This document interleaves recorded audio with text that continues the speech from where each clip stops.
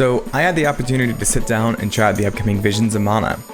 Being new to this franchise, I didn't know what to expect, but I was immediately taken over by the charm. A huge thank you to Square Enix for the opportunity to sit down and get some hands-on experience with this game. If you're new to the series like I am, I hope this can be insightful for you and pique your interest about this upcoming game. I am a combat guy, as you all know, so I immediately jumped into testing the combat. There were quick roguelike characters and weapons like a dual knife wielding character, but also some slower but hard-hitting characters like the double-handed sword. Probably one of the most interesting aspects of this game was the ability for your character to change classes. This would also change up your weapons for that character. With no class change, your main character originally had a one-handed blade, and you could deal out relatively fast attacks. This can be changed though, giving you access to a shield and lancer combo, as well as a two-handed sword. Your whole combat shifts with these class changes and gives you access to new combos. I really like the speed of the one-handed sword, but the two-handed sword had a really nice aerial AoE attack when you held square. I found that alongside your regular combo, you also had a dashing attack that would trigger when you were running, as well as ground and aerial attacks that were triggered by holding down the attack button.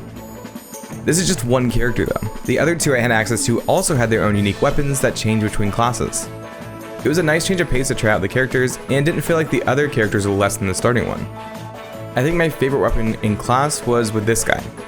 He held a third dagger with his tail, and his charge attack changed into a flurry of dagger slashes. I love the uniqueness of the animations in this, with the tail adding in strikes with the regular combo. All the animations are really well done, and each character felt unique with their animation moveset, which is always nice. The boss that I got to fight was also super enjoyable. It had specific weak points that you could target. It was a really exciting battle with some of the attacks having telegraphed AoEs to show where attacks are going to hit. One thing I haven't talked about is the magic and special abilities. The special abilities were really interesting as well. With each specific class you would get special abilities. The two that I got to play around with were this wind blade that boomeranged around and sliced through multiple enemies, and this other one that was definitely my favorite, just with how useful it ended up being with the boss fight. The ability created an AoE that stopped enemies in their tracks or slowed them down, letting you make quick work of the enemy that was trapped. This is so helpful in slowing the combat down to give myself a breather during some of the more intense moments. The magic was also pretty simple. There was some casting time, though with some of the casts you were actually able to continue moving while you cast. This made it so you weren't completely a sitting duck. My favorite magic was either being able to imbue your weapons with elemental magic, or this very unique magic attack that increased your ultimate attack ability. During battle, a special gauge would be building up. When it reached 100%, you were able to use an ultimate attack with one of your party members. Like your weapons, certain classes would change your ultimate attack, each with their own unique animation. These were incredible to watch. I found myself using this as quickly as I could every time it filled, just trying to see all the unique animations that each party member had. They worked so hard, making the animations fun and engaging.